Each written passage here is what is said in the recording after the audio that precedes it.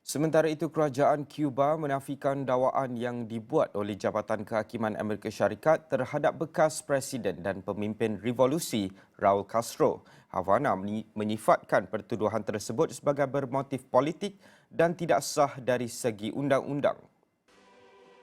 Kerajaan negara itu mengecam apa yang disifatkan sebagai tindakan provokasi politik yang keji dan memalukan. Cuba juga tegaskan bahawa Washington tidak mempunyai keabsahan dalam bidang kuasa untuk mengambil tindakan sedemikian. Pertuduhan tersebut berkaitan insiden pada tahun 1996 apabila jet tentera Cuba menembak jatuh dua pesawat yang dikendalikan kumpulan pelarian Cuba berpangkalan di Miami Brothers to the Rescue. Jabatan Kehakiman Amerika Syarikat pada 20 Mei mengumumkan pendakwaan terhadap Castro, kini berusia 94 tahun atas satu pertuduhan konspirasi membunuh warga negara Amerika Syarikat, 4 pertuduhan pembunuhan serta 2 pertuduhan pemusnahan pesawat. 5 juruterbang tentera Cuba turut didakwa.